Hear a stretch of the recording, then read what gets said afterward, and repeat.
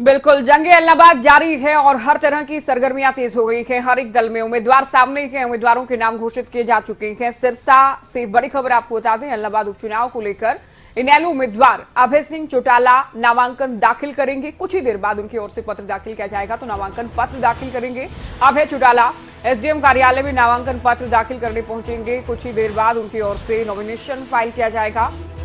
तो आज अंतिम तारीख है नॉमिनेशन फाइल करने की, क्योंकि 1 अक्टूबर से लेकर 8 अक्टूबर तक का वक्त निर्वाचन आयोग की ओर से दिया गया था नॉमिनेशन फाइल करने को लेकर।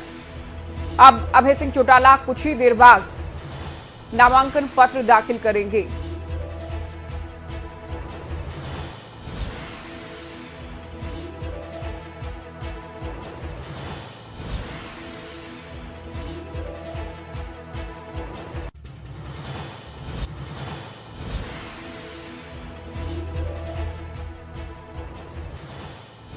को लेकर हर अपडेट हम आप तक पहुंचा रहे हैं जंगे ऐलनाबाद महा कवरेज के जरिए।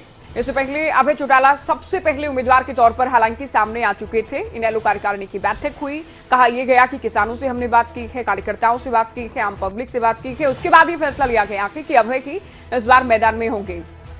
गठबंधन के उम्मीदवार के तौर पर गोविंद कांडा थे और कांग्रेस की ओर से सबसे अंत में पवन बेनीवाल का नाम घोषित किया गया, ऐलान किया गया है। नकुल जसूजा हमारे संवाददाता फोन लाइन पर हैं। नकुल, अभय चौटाला की नॉमिनेशन फाइल करने को लेकर क्या अपडेट और जानकारी आपके पास है? आगे क्या तोड़ दे मुझे दे दे।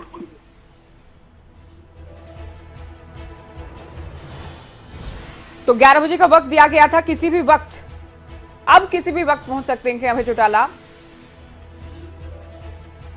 नकुल हमारे संवाददाता फोन लाइन पर हैं। नकुल, क्या कुछ जानकारी है अभय चौटाला की नॉमिनेशन फाइल करने को लेकर?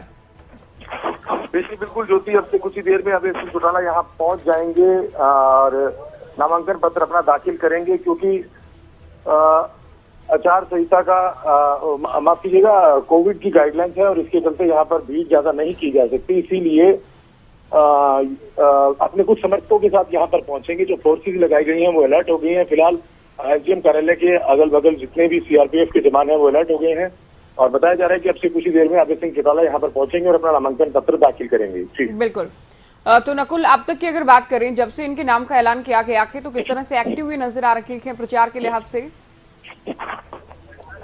जी देखिए ज्योति, पहले चुनाव की इतनी सरगर्मियां नहीं देखने को मिल रही थी, लेकिन अब जब नामांकन आज पूरे हो जाएंगे, नामांकन पत्र दाखिल हो जाएंगे, तो उसके बाद बिल्कुल हल्के में राजनीतिक हलचल देखने को यहाँ पर मिलेगी। अभी फिलहाल अब की अपडेट ये है कि अभय चौटाला के पुत्र अर्जुन चौटाला पहुंच गए हैं, नामांकन स्थल पर यहाँ पर पहुंचे हैं अर्जुन, और कुछ ही देर में ये माना जा रहा है कि अभय सिंह चौटाला भी यहाँ पर पहुंचेंगे। और फिलहाल जो उनके दोनों पुत्र हैं अभय चौटाला के, वो यहाँ पर दोनों बेटे पहुंच चुके हैं। अपडेट आपने दी नकुल। क्या इनेलो सुप्रीमो ओम प्रकाश चौटाला भी इस दौरान मौजूद रहेंगे नकुल?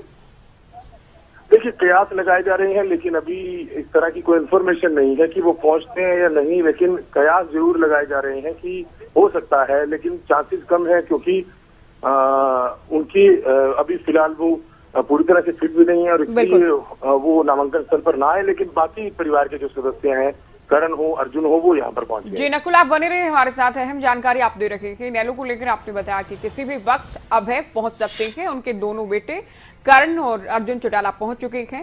कांग्रेस की भी हम बात करेंगे। कांग्रेस उम्मीदवार पवन बेनीवाल भी नामांकन पत्र दाखिल करेंगे। कुछ ही देर बाद एसडीएम कार्यालय वो पहुंचेंगे, नामांकन पत्र उनकी ओर से दाखिल किया जाएगा।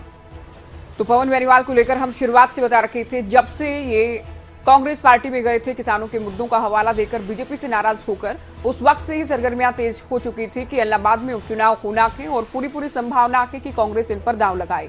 सबसे पहले आपको खबरें तक ने बताया था और पवन बेनीवाल को भी कल यानी गुरुवार को कांग्रेस पार्टी की ओर से टिकट दिया गया, इनका ऐलान कर दिया गया। हालांकि जो रेस थी उसमें कैप्टन और भरत बेनीवाल भी बताए जा रहे थे, लेकिन हमने आपको बताया था कि सबसे मजबूत, सबसे प्रबल दावेदार पवन बेनीवाल के और रेस में सबसे आगे थे। तो अब जानकारी ये है कि कुछ ही देर बाद एसडीएम कार्यालय पहुंचेंगे, नामांकन पत्र इनकी ओर से दाखिल किया जाएगा। नकुल, कांग्रेस को लेकर क्या जानकारी है? पवन बेनीवाल कब तक पहुंचेंगे नामांकन पत्र दाखिल करने, ये आपसे जानेंगे। इससे पहले हम आपको बता दें कि सभी दल जीत के दावे कर रखे हैं। पवन बेनीवाल कौन है ये भी जान लीजिए आप। हाल ही में बीजेपी से कांग्रेस में शामिल हुए थे पवन बेनीवाल।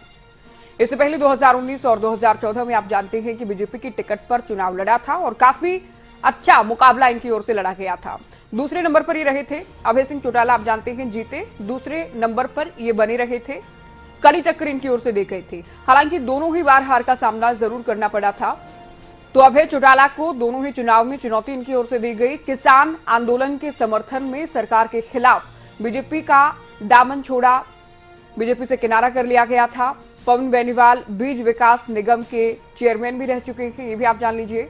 हाल ही में बीजेपी से कांग्रेस में शामिल हुए थे, दिल्ली पहुंचे थे। कांग्रेस प्रभारी और कांग्रेस प्रदेश अध्यक्ष की अगुवाई में कांग्रेस का हाथ थामा था। सैलजा खेमे के माने जाते हैं, क्योंकि खेमे को बात करना बहुत जरूरी है खेमे पर, क्योंकि कांग्रेस में गुटबाजी किसी से छिपी नहीं है। तो कुमारी सैलजा की पसंद माने जाते हैं पवन बेनीवाल। इससे पहले जो मीटिंग्स हुई उनमें बंसल की ओर से कह दिया गया था कि सैलजा की पसंद चलेगी और सैलजा की फैसला लेंगी, जो कि हाईकमान के पास भेजा जाएगा। अंतिम मुहर हालांकि हाईकमान की ओर से लगाई जाएगी।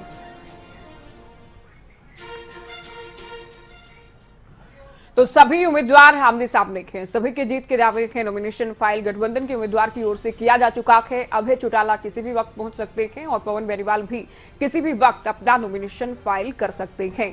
हालांकि किन मुद्दों को लेकर वोट किया जाएगा, जनता किस पर यकीन करेगी, क्या अभय अपनी सीट बचाने में कामयाब रहेंगे, किस किस के बीच में मुकाबला होगा, बहुत सारे सवाल हैं जिनका जवाब चुनाव परिणाम के साथ ही शायद मिल सके।